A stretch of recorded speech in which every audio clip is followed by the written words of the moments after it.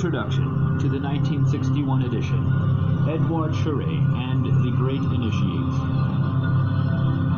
This first American edition of Edward Charest' The Great Initiates marks another chapter in the eventful history of a remarkable book. According to a recent report, since its first publication in Paris in 1889, it has gone through 220 new editions.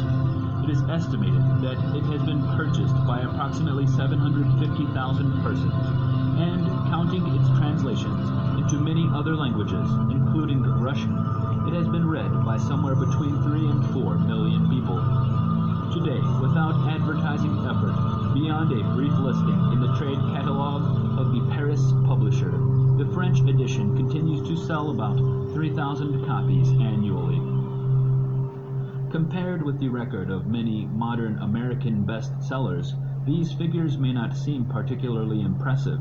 However, the fact that after 72 years, The Great Initiates is still read and continues to sell in appreciable quantities shows that many people in various parts of the world still enjoy this book.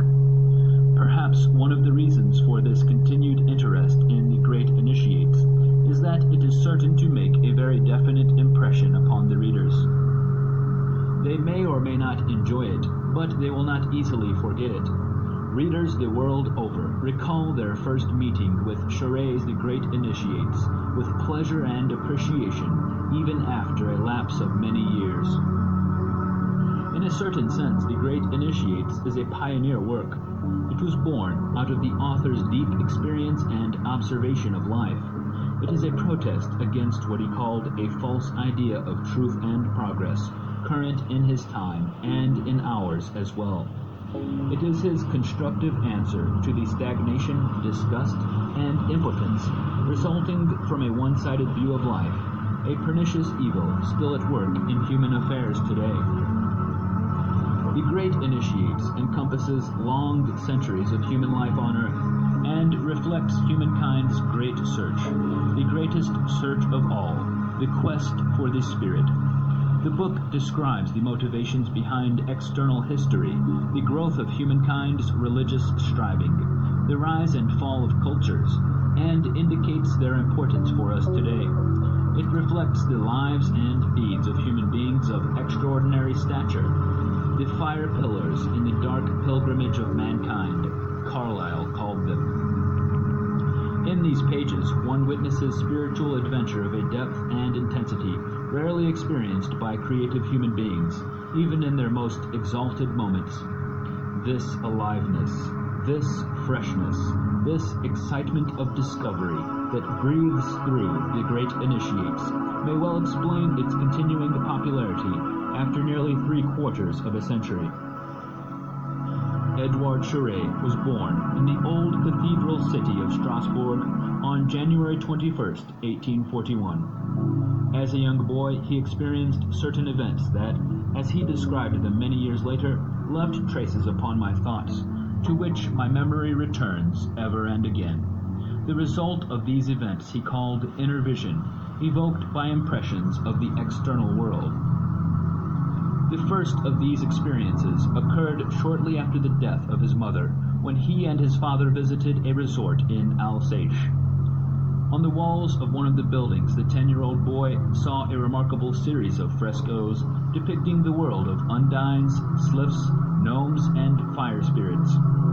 Before these representations of what people of the Middle Ages called the elemental beings, here shown in vivid, wonderful, artistic form, the boy was transported, as it were, into another world, the world of creative fantasy. Like a talisman, the pictures awakened the magic forces of wonder in the child's soul. The artist's creative fantasy called to the fantasy slumbering within the boy, and the result was a new perception.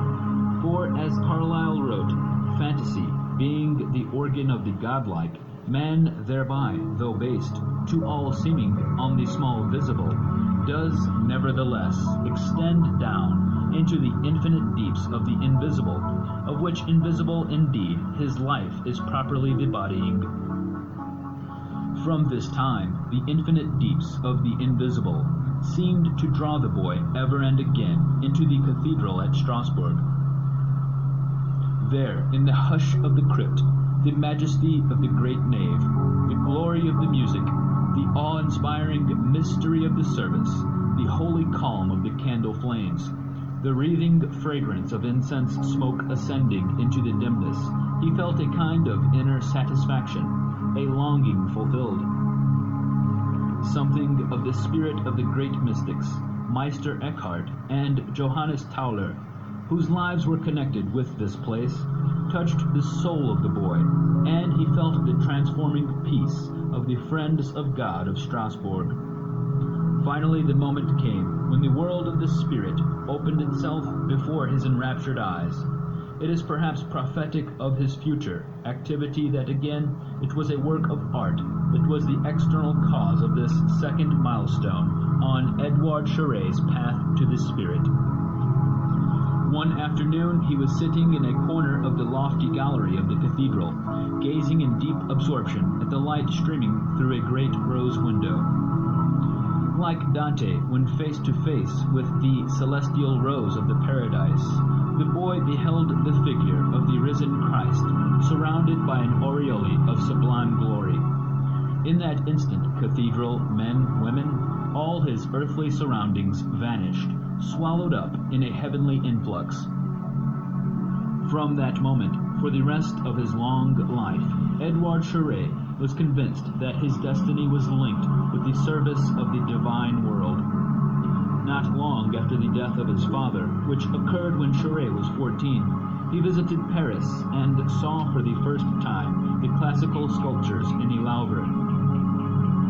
The beauty of the Venus de Milo, of Dionysus, of the wounded Amazon, penetrated deeply into the boy, awakening in him a love and appreciation for the world of ancient Greece, which was to play so significant a role in his later work. In these sculptures, Chouret became aware of the fact that a divine beauty can be made manifest in physical substance through the magic of art. At about this same time, Chouret read a description of the Eleusinian mysteries of ancient Greece, and the inner pictures this evoked were so vivid, so compelling, that he dedicated himself to the task of recreating the sacred drama of Eleusis for modern humanity. For Chouret was convinced that, through the experiencing of such a drama, people of modern times can acquire a totally new conception of the relationship between the spiritual striving of the ancient world and the religious conceptions of today. Parallel with these experiences of soul and spirit, Chouret's early years were devoted to formal education. Eventually, he received his degree in law at the University of Strasbourg, but he never entered into practice. He visited Germany, remaining there for a few years, during which time he wrote Histoire du Lied, published in 1868. In this book, he expressed his love for music and poetry, which had been enhanced by his personal acquaintance with Richard Wagner, then living in Munich. Chouret counted his relationship with Wagner as one of the three most important friendships of his life.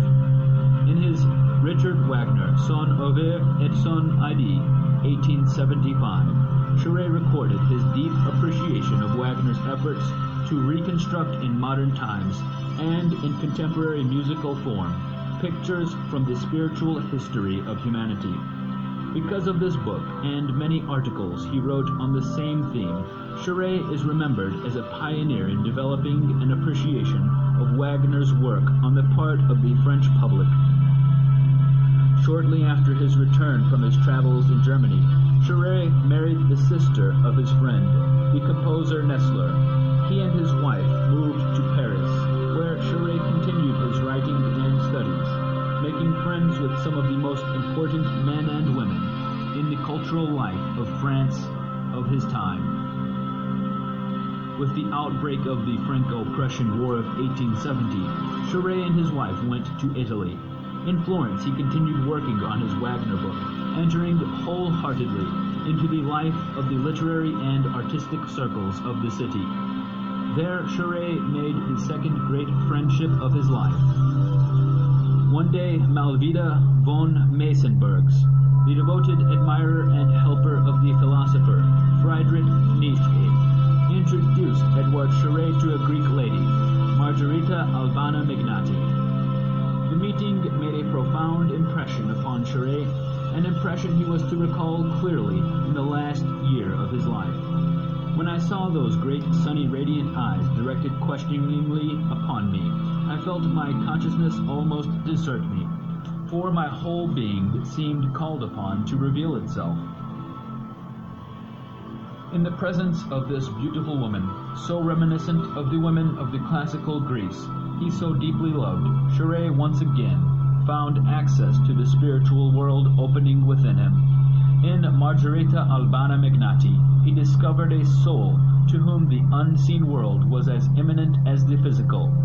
This direct relationship with the spiritual world was the result of the death of her child, which had taken place some years before.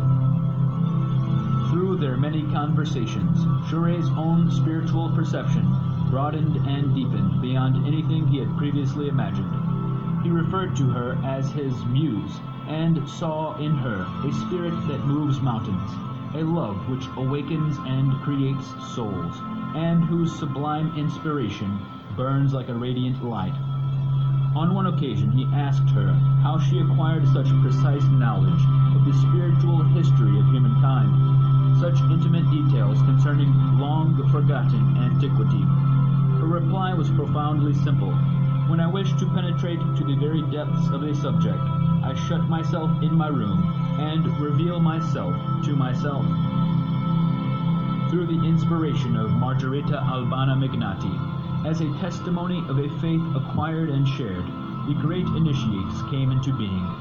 In the introduction to his Les Theatres Initiatoires, Son Passé, Son Présent, Son Avenir, based on a series of lectures Charest gave before the Société de Géographie in Paris early in 1925, he wrote, "Many years ago I happened to be at Florence, working at a poem on Empedocles, the philosopher-magician of Agrigentum, who ended his triumphant career by suicide on Mount Etna.